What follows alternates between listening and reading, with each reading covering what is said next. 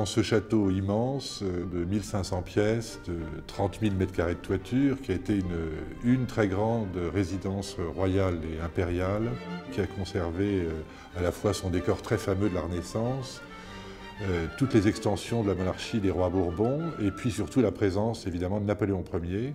Nous avons là un espèce de panorama de l'histoire de France, de l'histoire de l'art décoratif, de l'histoire de l'État aussi, puisque de grands événements ont eu lieu à Fontainebleau.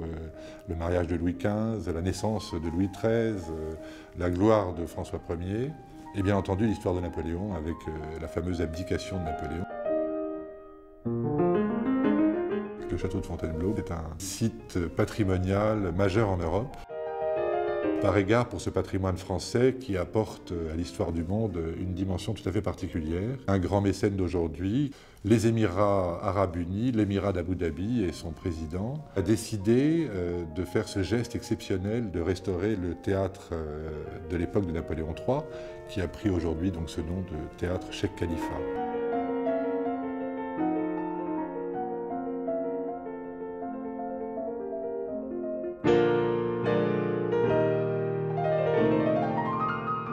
Napoléon III décide, au tout début de son règne, d'installer dans une partie du corps de bâtiment qu'on appelle l'aile Louis XV, cette salle de spectacle qui va contenir à peu près 450 places. Première chose, c'est de transformer ce qui était une aile de logement en une aile de théâtre. L'architecte Hector Lefuel, qui va être donc l'architecte du théâtre, va devoir se plier à cette contrainte considérable qui est d'installer une salle de spectacle, une scène et des loges pour les artistes à l'intérieur d'un bâtiment préexistant et d'un bâtiment qui est relativement étroit. D'où le caractère virtuose qu'il donne à la salle. La largeur de l'aile, c'est un petit peu plus de 14 mètres. Et la longueur salle, scène et foyer des artistes, c'est à peu près une quarantaine de mètres.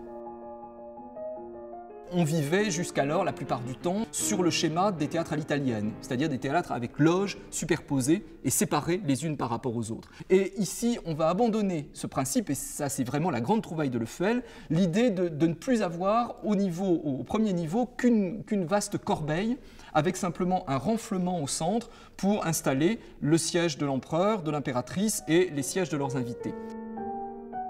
La cour du Second Empire vient à Fontainebleau pendant l'été. Donc il y a une atmosphère de convivialité qui est bien rendue par Lefuel dans son théâtre.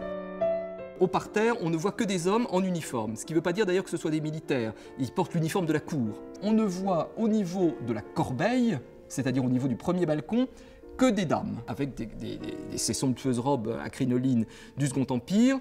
Les seuls hommes probablement qui étaient présents au niveau du premier balcon, au niveau de cette corbeille, étaient l'empereur, un certain nombre de proches de l'empereur et l'invité masculin du jour, si je puis dire. C'est l'habitude depuis au moins le XVIIIe siècle. Le spectacle est largement autant dans la salle que sur scène.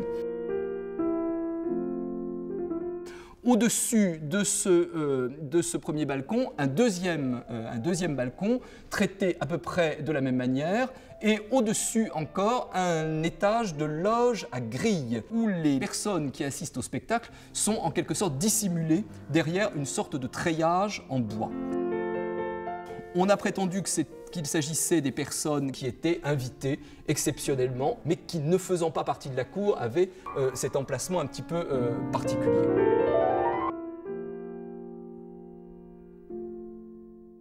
Nous avons la présence même de luminaires qui ont été livrés par le bronzier Marquis, mais qui reprennent le modèle de bras de lumière livré par Thomire, le grand bronzier de la fin du XVIIIe siècle, pour le château de Saint-Cloud sous Louis XVI. Donc il y a une volonté, en quelque sorte presque archéologique, de se réapproprier ce patrimoine de la fin du XVIIIe siècle et de le réutiliser dans ce contexte de cour de Fontainebleau.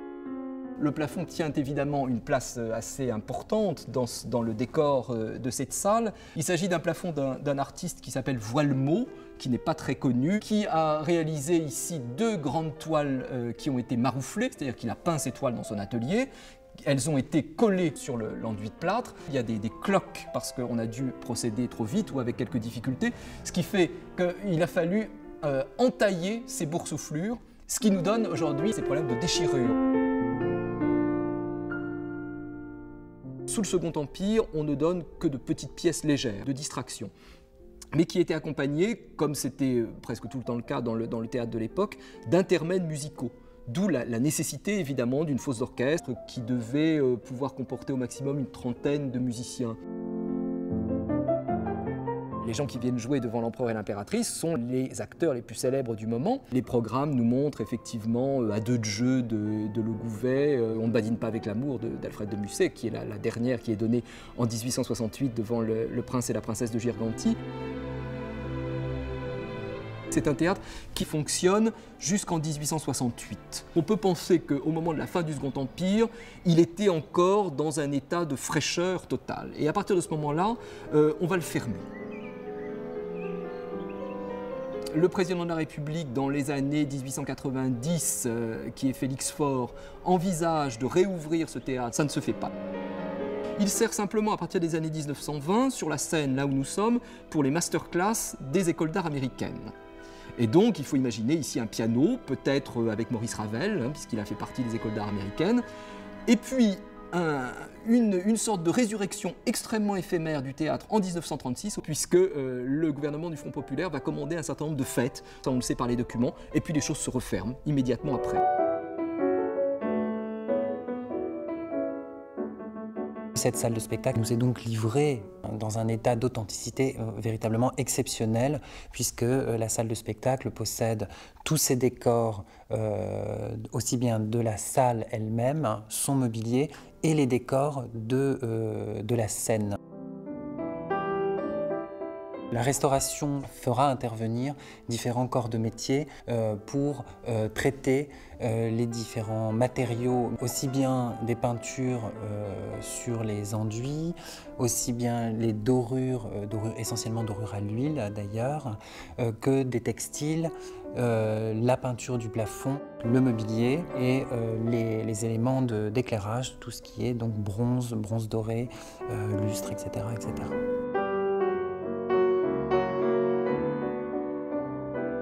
Ce sont les étoffes qui donnent, plus que tout le reste, la tonalité du théâtre, c'est-à-dire une salle de spectacle jaune. Jaune, pourquoi? Parce que le damas utilisé aussi bien pour couvrir les fauteuils, le damas qui a servi à tendre les murs, à constituer le plissé qui orne le plafond du passage vers la galerie impériale, avec notamment cette passementerie coordonnée en soie, c'est le jaune.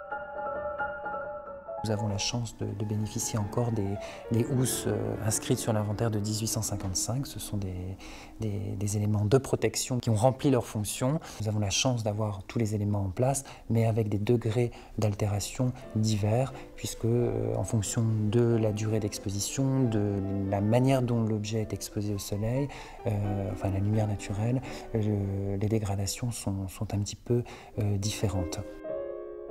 C'est un essai qui a été effectué sur ce panneau étroit où chaque relief ainsi que tous les plis du capiton ont été donc aspirés grâce à de toutes petites brosses ou des sortes de pipettes. Donc c'est une sorte de micro-aspiration qui permet d'être très précis pour nettoyer les fibres. Alors si le jaune bouton d'or est la couleur dominante, elle ne doit pas faire oublier d'autres étoffes. Du côté sud, il y a deux petits salons dont les murs est étendu donc d'un damas bleu, un bleu très clair, une sorte de bleu glacier qui était particulièrement à la mode sous le Second Empire. C'est le grand développement de la chimie. C'est une teinture artificielle qui évolue extrêmement mal. Elle supporte très mal la lumière et surtout elle a tendance à dégrader très vite le support, en l'occurrence donc la soie.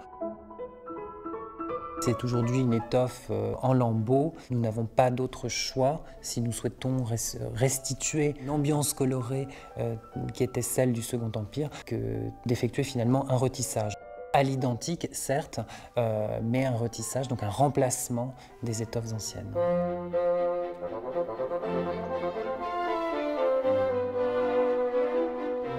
Dans cette histoire, dans cette maison de famille des rois de France et de la France, une nouvelle salle va s'ouvrir qui n'est pas un musée, mais un théâtre qui va reprendre vie, puisqu'il sera à la fois un lieu de visite et aussi un lieu de production de musique de concerts, peut-être de spectacles.